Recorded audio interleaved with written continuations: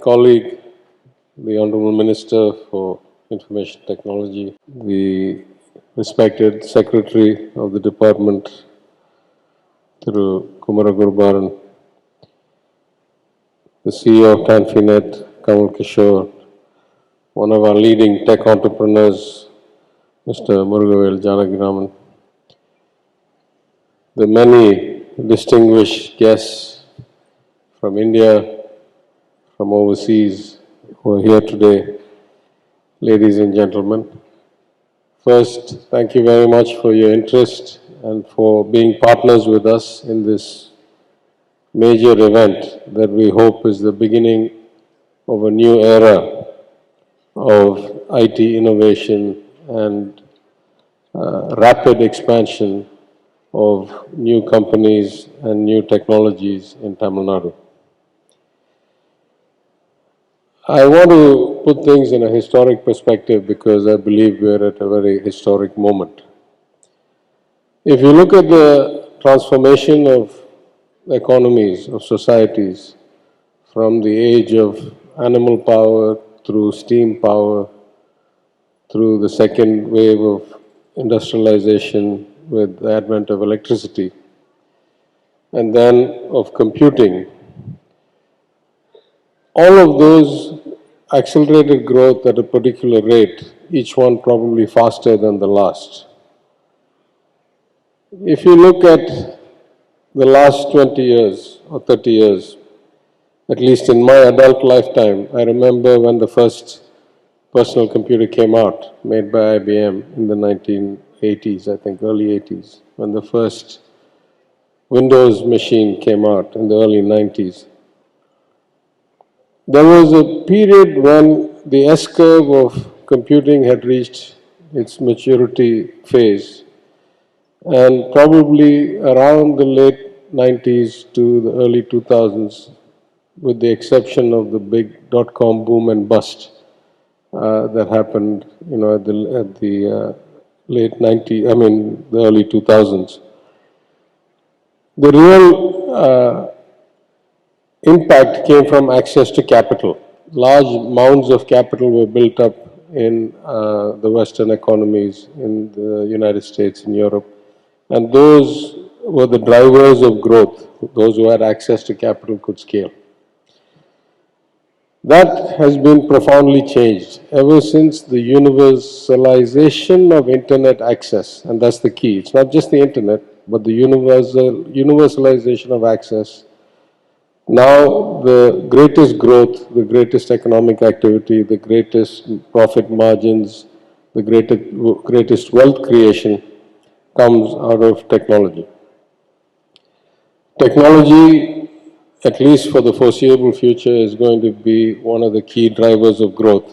We recognize very well that the Chief Minister, the Cabinet, all of us are vested in providing the right platform. But again, if I look at technology itself, there are different components that go into it. Like any other industry, human capital matters a lot. But there are large areas, countries, sometimes federations like the European Union, where labor is fungible. So even if you create great talent, you may find that it goes to some other place if you don't have the other variables right. For example, during the COVID lockdown, we discovered that Bangalore was much more staffed by Tamil specialists in IT than we expected, because people had to apply for passes to cross state borders.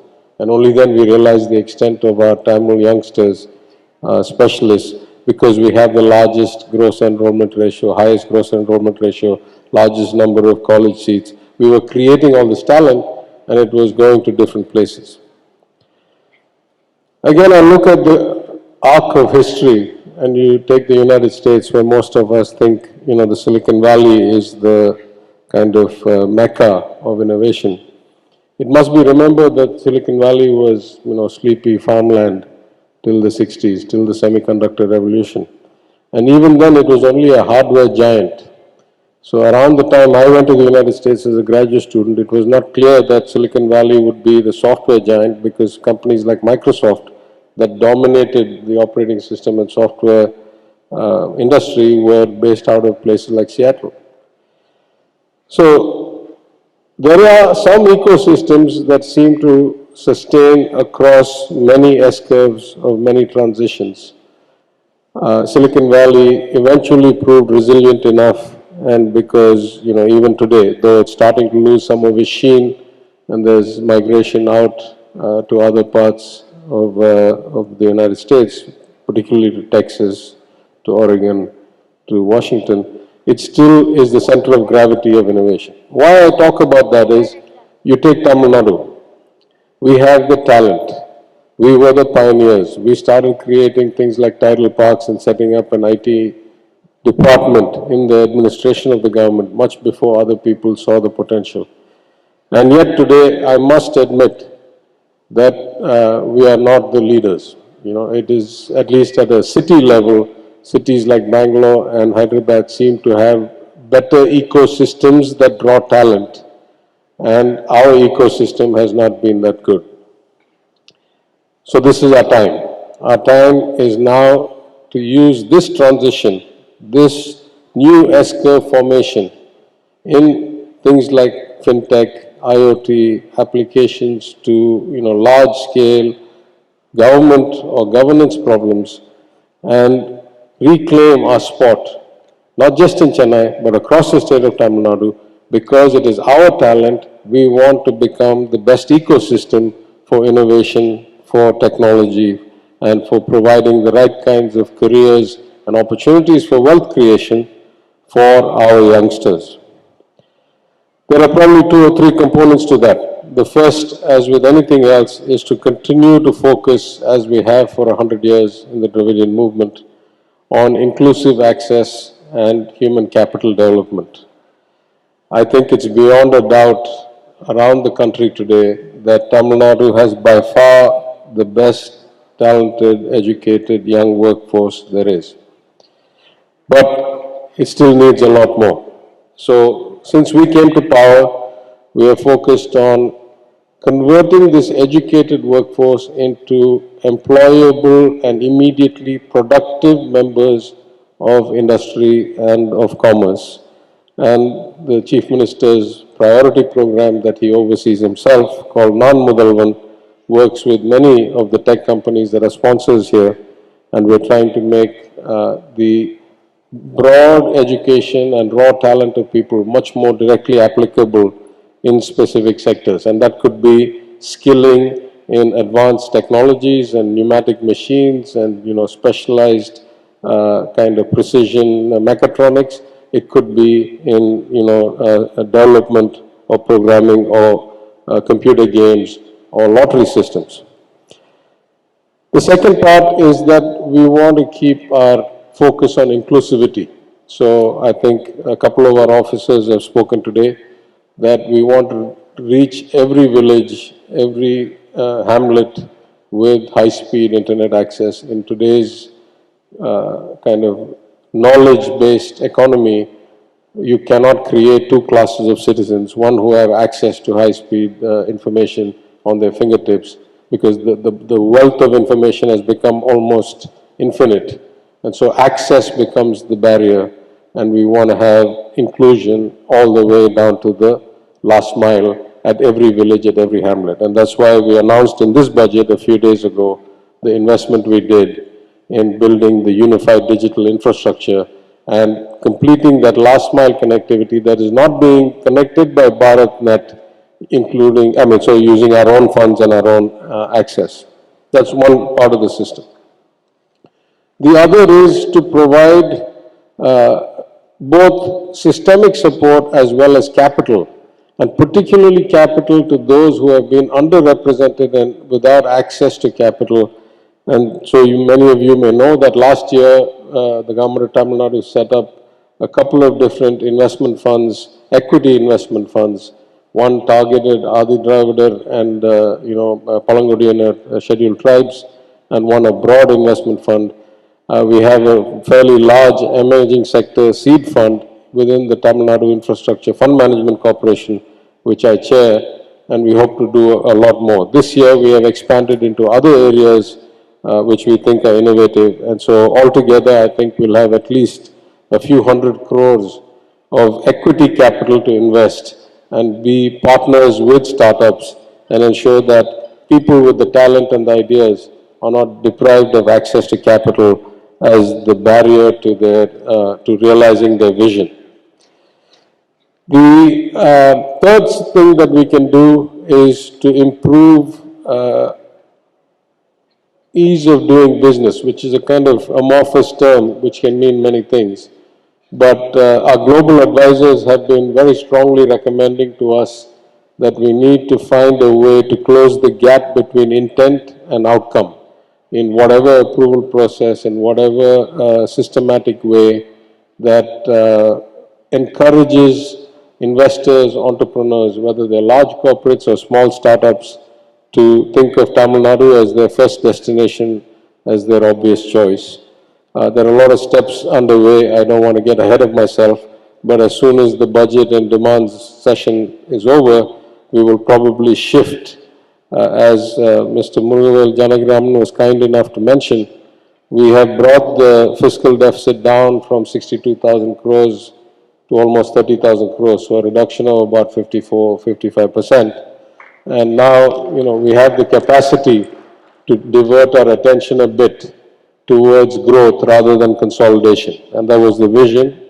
We have been fortunate enough under the leadership of our Chief Minister to achieve that vision on time. So we're going to be much more focused on ease of execution, ease of guaranteeing outcomes or certainty of expecting outcomes, and that's going to be the third leg of the trade. The last thing I would say, as far as we are concerned, is to apply as much of these new technologies as possible in government itself. So, as you may know, from about a year ago, we have been having these sell to government days, where we invite startups to apply to make the government their client, government their kind of customer for technologies that the government can use. And to date, I think we have signed up with some people for cloud kitchen kind of IoT stuff. We've also signed up with drone survey companies, startup companies. We're signed up and we're going to increase with automation to do sewer and other cleaning, so there's no human being involved in this. There is a lot of innovation I've seen with my own eyes, places like the IIT Madras hub, where much of that technology, or a lot of that technology, is applicable within the government and our activities itself. So we hope to build this kind of good relationship where we buy their services, where possible we invest in them, and through the use of their services, we give them both scale and validation of the business model, and then they can go ahead and expand to other customers in other parts of the country and the world. That has been a very fulfilling experience for us so far. As I say, we have already taken many of them into our direct purchase. For example, we had to change the Transparency in Tenders Act and say that for contracts below 50 lakh rupees, you didn't have to have any pre-qualification. If you were a startup in a unique technology or a unique application, that would be enough for us to become your customer, the government of Tamil Nadu to become your customer. So in all these ways, we have been trying to encourage what I would call is the creation of an innovation ecosystem. That's the ultimate goal. The government has access to money. The government can simplify rules, regulations. It can reduce barriers, rent-seeking, red tape. But our aim is that the culture of innovation, the culture, the mindset that says, if I have the talent, this is the place I should be, and there are people like me around here who can help me and I can achieve my vision. That kind of ecosystem and culture is really what we're aiming for and working hard towards. In that context, I think events like this are hugely valuable to us. It gives us encouragement that there is an equal eagerness on the part of our partners, of the many sponsors, of the wonderful consulates that have worked here with us yesterday, of the many young people, the entrepreneurs, And so I'm very happy that this initiative has been undertaken with several months of effort. I thank the many people who worked on this effort in the department, in ELCOT, in other parts of the government, but mostly the people who have come as voluntary participants to this initiative. And even as we strive to keep inclusive growth as the basis and inclusion in all ways, as the Dravidian model has suggested, women, people with disabilities, independent of your philosophy, we want inclusion. We also realize that innovation is the transformative variable that can help us scale our rate of growth and achieve the Chief Minister's dream of a 1 trillion economy in a relatively short time. So thank you again very much for your interest, for your participation, for your engagement, and for inviting me. Thank you.